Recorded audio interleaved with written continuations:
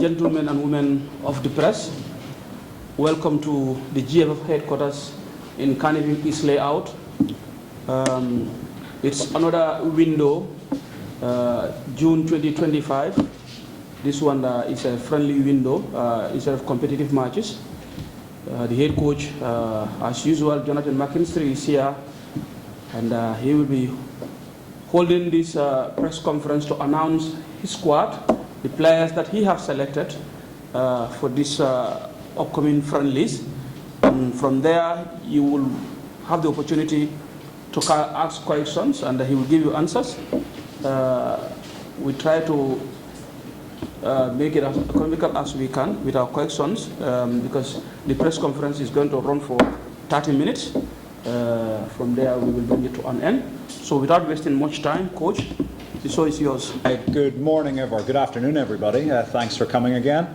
So looking into the June 2025 window, this is a really important window for our sort of short, medium and long-term development, because obviously I've been in position now for a year, and this is the first opportunity we've had to play friendly games. I know everyone always wants to play more test games, but the nature of international football now is there are so many competitive games scheduled that often there is never the window, never the space to play friendly games anymore, unlike 5-10 years ago. So this is our first opportunity where we could have played friendly games, and we're doing so. We're playing against Equatorial Guinea, who are ranked 92nd, and Uganda, who are ranked 89th. So when you consider that as the Gambia, we're currently ranked around 120, 123, it's a good competitive games. They're games that will give us a good competition. They're teams that have been winning football matches. They're teams that, if we want a positive result, which we do because it impacts your ranking, we have to play at our best. But if we are not playing well, or if we are, below our levels, then both Uganda and Equatorial Guinea are teams that can cause us problems. So they're friendlies that we handpicked. These were opponents that I requested, and the Federation have managed to secure them, so I'm very pleased with that. In terms of constructing the squad, just to give you a little background information in terms of maybe why we've selected some players before we give you the list. We made a decision that the players who had played an extreme amount of minutes this season, so by that I mean you've played 40, 50 matches for your club this season, and are players that we know what to expect. There's no question marks about you anymore in terms of your performance for the Scorpions. We decided to let those players rest. So it wasn't even they requested it, I said to them. So there was a list of 12 players, the likes of Musa Barrow, Aliso, Yankuba Minte, Omar Colley. These were players that I called and said, look, we're having this camp, but I'm not going to call you. Go and have an extra week's holiday, because we know what they bring. There's no question marks about these players, okay? So beyond that, we then wanted to give opportunities to players who maybe have been around the squad to get more minutes for the Scorpions, to show what they've got, and also the next generation of talent to come in. These players who are new to the group, and actually in this squad we have 12 players out of the 23 who have never played for the Scorpions before. So 12 players have not had any minutes for the Scorpions before, okay? In addition to that, we've had quite a lot of injuries. There's 7 players who might have been in the squad but picked up quite big injuries in the last 2 or 3 weeks, and because of that they're not involved. So there's a few, like, for example, Abubakar Bari picked up a hip injury last week, not available. So there's a few guys like that through injury not available.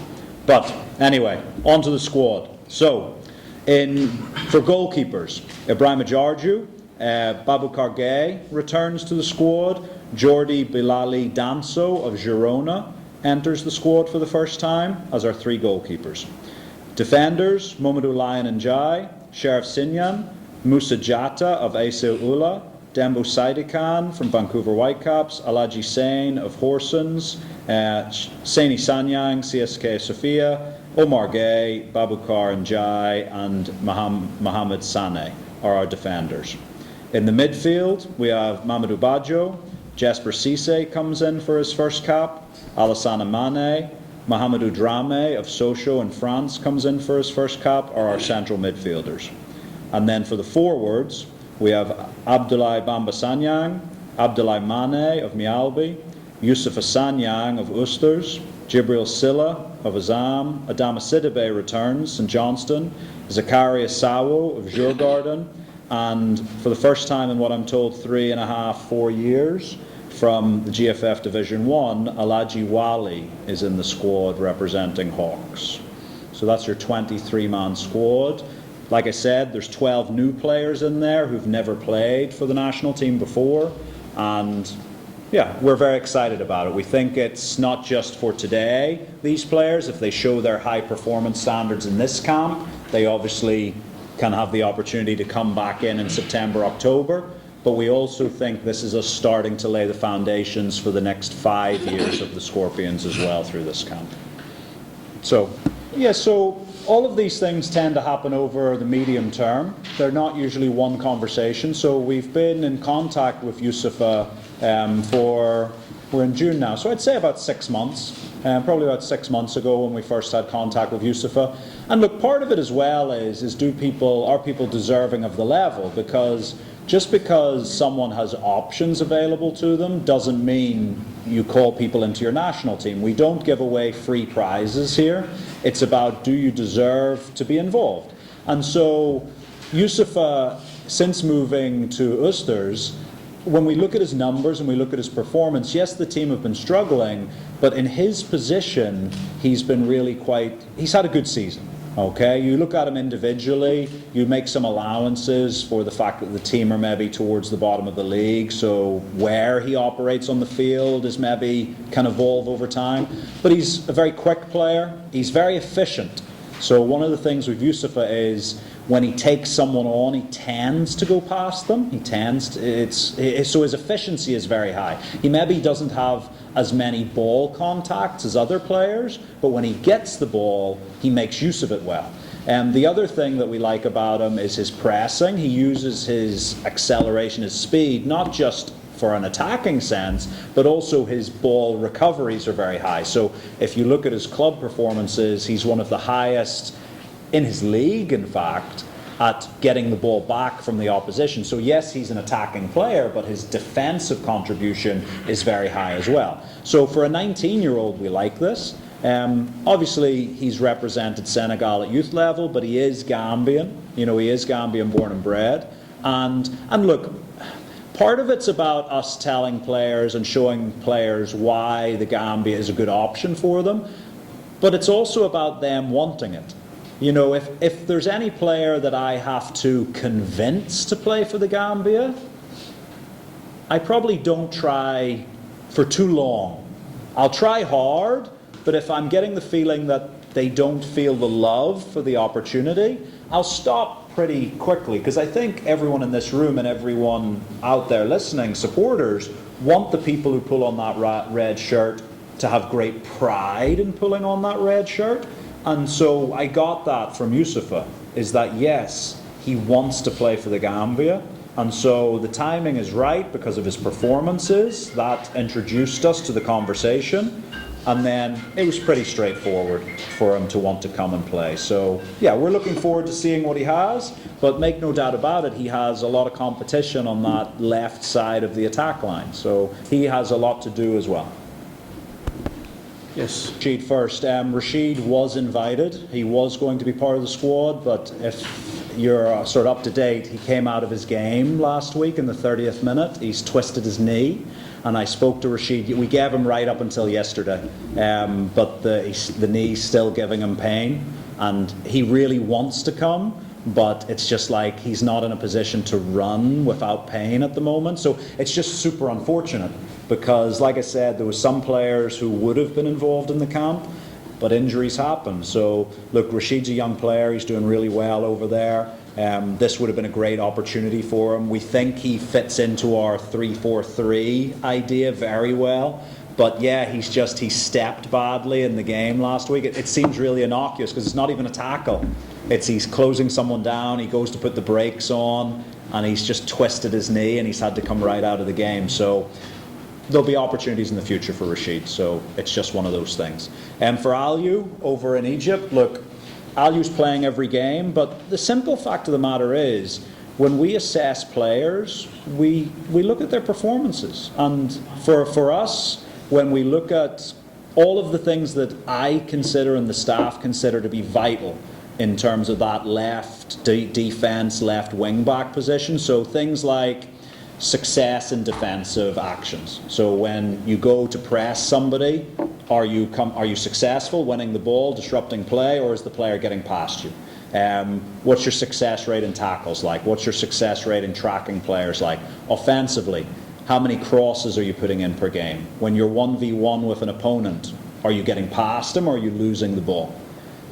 And the simple fact of the matter is, of our 6 players who are available for that left wing-back position, Aliu ranks 5th or 6th in almost every category. So that's as simple as it is. You know, so he is doing well, we monitor him closely, but the answer is simple. When compared against the other players we have available, the other players have higher performance levels. And I think everyone would agree that you want the players who are performing better to be selected. That's as simple as it is. So, you know, we keep monitoring him. Obviously, he's not a young player. He turns 30 in a couple of months, Aliu. So he's not necessarily a young player. And for example, and you can say to me, well, you've put Saini Sanyan in and he's in and out of the squad at CSKA, but that's me banking on the future a little bit, because Saini's 21 and Aliu's almost 30. And so I'm sort of saying, well, 1, the numbers tell me to pick this player, but 2, when I'm banking on the next 5 years, I'm going to bank on Saini. That's it, you know, whether that's the fans or the federation.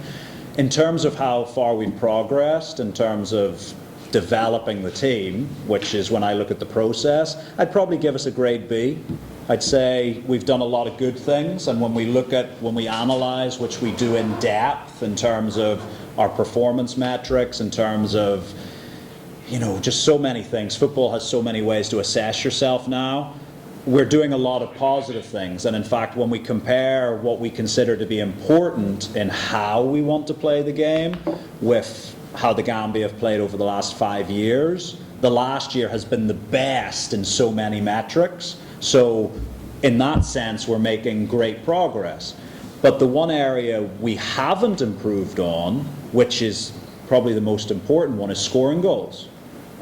We've created so many more chances, like it's almost a 300% increase in chance creation, but we've stayed the same. We're not scoring less than we used to, we're scoring exactly the same amount from 300% more chances. So that in itself is a frustrating thing, and that's why I say B. If those chances go in, if those 300% more shots on goal go in, you're probably saying it's an A or an A star.